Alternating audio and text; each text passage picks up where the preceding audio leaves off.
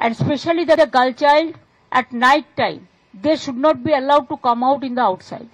वो लड़की अगर नहीं जाता तो ये घटना नहीं घटते थे।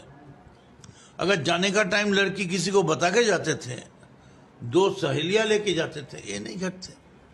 How they came out in the night at 12:30? वो जो देख रहे हम जो गंदा काम किया, वो he had taken the advantage of the situation. हमारी सोसाइटी में अव्वल ऐसा होता नहीं है कि मर्द जबरदस्ती करते हो, बहुत कम रेशो है, और ऐसे मर्द को तो अवार्ड मिलना चाहिए। यार तेरी सेहत माशाल्लाह, खुराक ऐसी खा रहा है कि जी।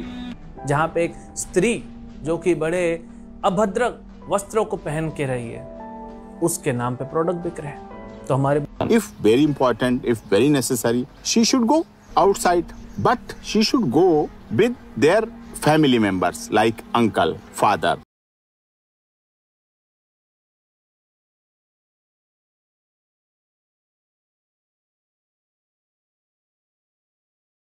যখন একটা মুখ্যমন্ত্রী ধর্ষণের পরে বলে যে রাত্রেবেলা কেন বাইরে গিয়েছিল, তখন শুধুমাত্র এটা একটা মন্তব্য নয়, এটা একটা বিশ্বাস ব্যবস্থার পরিচয় দেয়, যেটা যে কোনো ধর্মের থেকেও অনেক প্রাচীন।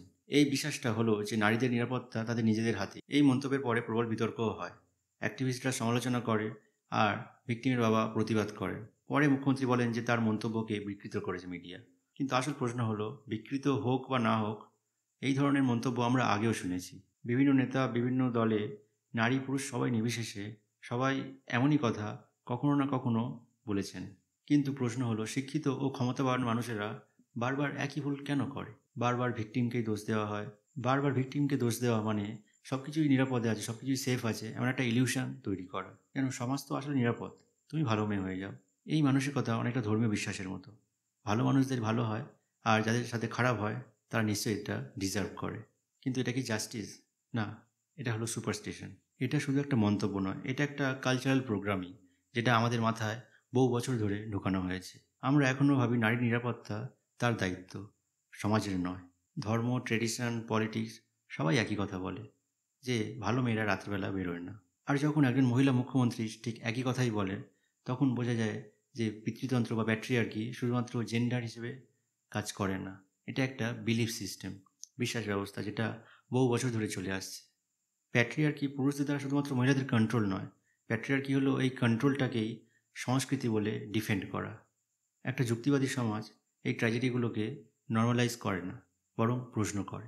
মেয়েটা রাত্রেবেলায় কেন বাইরে বেরিয়েছিল এটা প্রশ্ন না করে আমাদের প্রশ্ন করা উচিত যে সেই অ্যাটাকার রাত্রিবেলা কেন বাইরে বেরিয়ে অ্যাটাক করতে পেরেছিল, আর কেন আমাদের লিডার্সরা পুরুষদের এই অপরাধগুলো সম্পর্কে বলতে ভয় পান এখনও। কেন সেই অপরাধীগুলোকে কোয়েশ্চেন করার বদলে তারা খুব সহজেই মহিলাদের চয়েসগুলোকেই কোয়েশ্চেন করে। কারণ বিশ্বাসকে প্রশ্ন করার বদলে মানুষকে দোষ দেওয়া খুবই সহজ। তাহলে এর থেকে আমরা কী শিখলাম? শুধুমাত্র মেয়েদের ক্ষমতা বাড়ানোই যথেষ্ট নয়, তার আগে আমাদের নিজেদের মনোভাব বদলাতে হবে। কোনো উঁচু পদে কোনো মহিলাকে বসিয়ে কোনো লাভ নেই যদি তার মাথায় এখনও সেই পুরনো বিশ্বাসগুলোই বসে থাকে। তাই এখন সময় এসেছে মেয়েরা কখন বাইরে বেরোবে আর কখন বাইরে বেরোবে না সেই শিক্ষা দেওয়ার বদলে সমাজকে কীভাবে অন্ধবিশ্বাস থেকে বের করে আনা যায় সেই শিক্ষা দেওয়ার।